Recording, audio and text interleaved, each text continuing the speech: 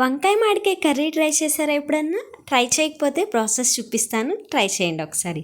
ప్యాన్లో కొద్దిగా oil heat చేసుకొని పోపు దినుసులు, ఎండుమిర్చి వేసుకొని ఫ్రై చేసుకోండి. ఇవి ఫ్రై అయిన తర్వాత ఆనియన్, కరివేపాకు కూడా వేసుకొని ఆనియన్స్ లైట్గా కలర్ చేంజ్ అయిన తర్వాత టమోటా, ఉప్పు, పసుపు వేసుకొని టమోటాని మెత్తగా మగ్గించుకోండి. టమోటా బాగా మెత్తగా మగ్గిపోయిన తర్వాత ఇందులోనే ఒక స్పూన్ కారం కూడా వేసుకొని 1 నిమిషం అట్లా ఫ్రై చేసుకోండి చాలు.